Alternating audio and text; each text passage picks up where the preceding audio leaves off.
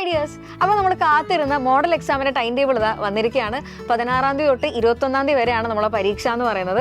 കൊമേഴ്സിൻ്റെ കേസിലേക്ക് പറയുകയാണെങ്കിൽ 17-ാം തീയതിയാണ് നമുക്ക് എക്സാം സ്റ്റാർട്ട് ചെയ്യുന്നത്. ആദ്യത്തെ എക്സാം എന്ന് പറയുന്നത് ഇംഗ്ലീഷാണ് 17-ാം തീയതി. പിന്നെ നമുക്ക് 18-ാം തീയതി തൊട്ടടുത്ത ദിവസം തന്നെ അക്കൗണ്ടൻസി ആണ് നമുക്ക് വരുന്നുണ്ടായിരിക്കുക. 19-ാം തീയതി മുഴുവൻ ഓപ്ഷൻ പേപ്പേഴ്സ് ഉണ്ടായിരിക്കും. അതായത് സ്റ്റാറ്റിസ്റ്റിക്സ് ആണ് നിങ്ങൾ ഓപ്ഷൻ പേപ്പർ എങ്കിൽ രാവിലെ ആയിരിക്കും നിങ്ങളുടെ പരീക്ഷ ഉണ്ടായിരിക്കുന്നത്. ഉച്ചയ്ക്ക് ശേഷമാണ് നമ്മുടെ ബാക്കി ഓപ്ഷൻ പേപ്പേഴ്സ് വരുന്നത്.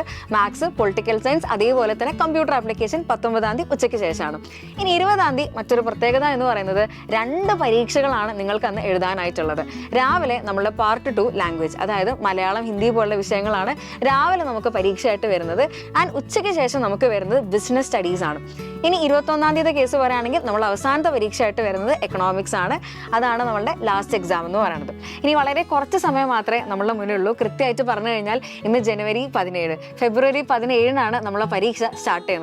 സോ ഇനി നമുക്ക് വേണ്ടത് കൃത്യമായിട്ടുള്ളൊരു സ്റ്റഡി പ്ലാനാണ്, സ്റ്റഡി സ്ട്രാറ്റജിയാണ്.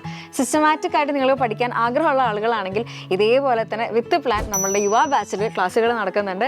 യുവ എൻഡ് ഗെയിം റിവിഷൻ ബാച്ചിൽ.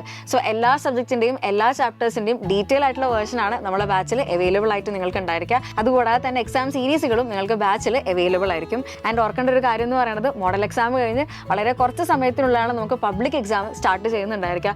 സോ ഇപ്പോൾ തന്നെ നിങ്ങൾ പ്രിപ്പറേഷൻസ് സ്റ്റാർട്ട് ചെയ്യുക. All the best.